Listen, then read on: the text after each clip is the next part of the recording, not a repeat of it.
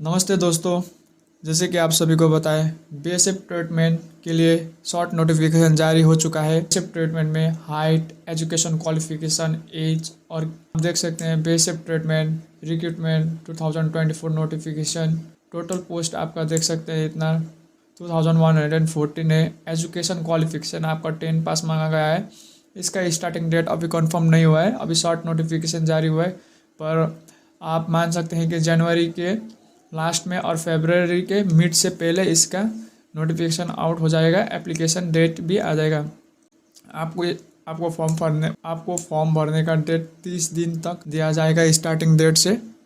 Post name आपका constable और treatment के लिए है ये।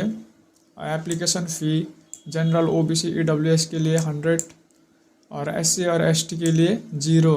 Mode of application online mode से एप्लीकेशन होगा। आपको एग्ज़ाम मोड आपका होने वाला है ऑनलाइन या ऑफलाइन भी हो सकता है। ऑफलाइन आपका OMR शीट में होगा, ऑनलाइन आपका कंप्यूटर बेस्ड एग्जामिनेशन होगा। ड्यूरेशन इसका रहने वाला है 2 घंटा और एग्ज़ाम सेंटर और ओवर द इंडिया है, आप जहाँ भी है वहीं से एग्ज़ाम दे सकते हैं, आपको सेंटर दिया जाएगा। एक क्वेश्चन 1 मार्क्स का है। बीएसएफ ट्रीटमेंट के लिए एज लिमिट आपका 18 से 25 तक है। मिनिमम एज आपका 18 होना चाहिए और मैक्सिमम एज आपका 25 होना चाहिए।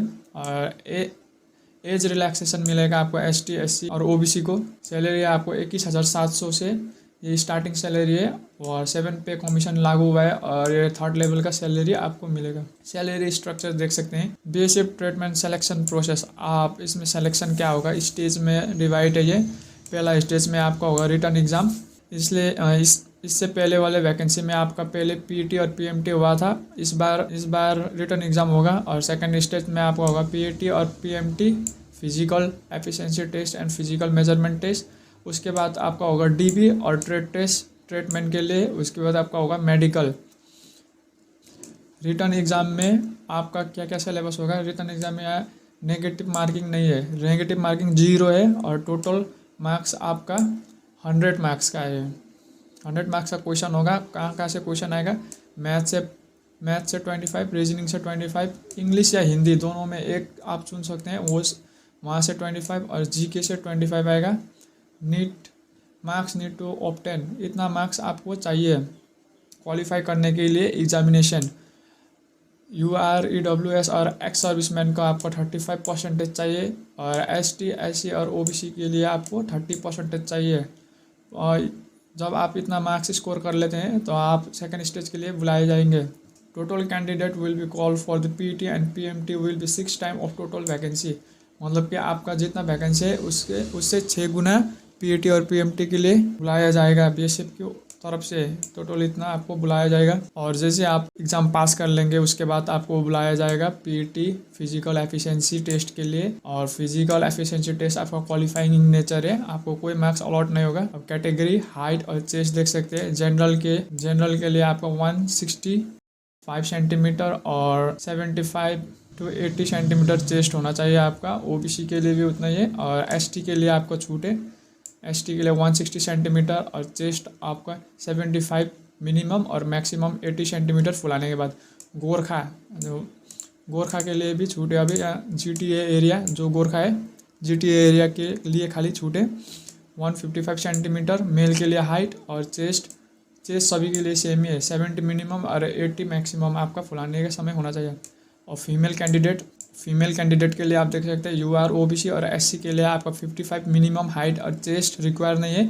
ST के लिए 158 सेंटीमीटर चेस्ट नहीं है।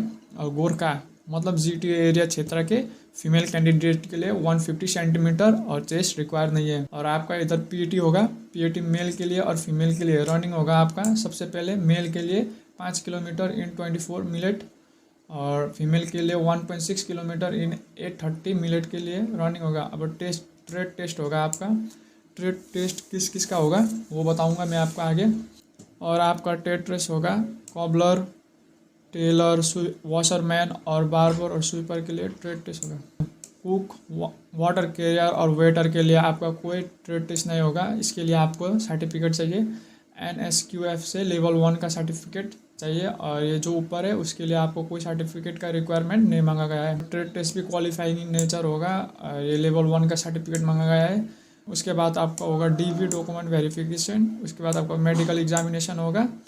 और नोट ये ध्यान देने का बात है कि every candidate is required to submit domicile certificate, मतलब कि आपको उस स्टेट का निवास पत्र जमा करना होगा। आगे जब आप फॉर्म भरते समय आपको उस एरिया का निवास पत्र देना चाहिए। ऐसे जानकारी के लिए मेरे चैनल को सब्सक्राइब करिए।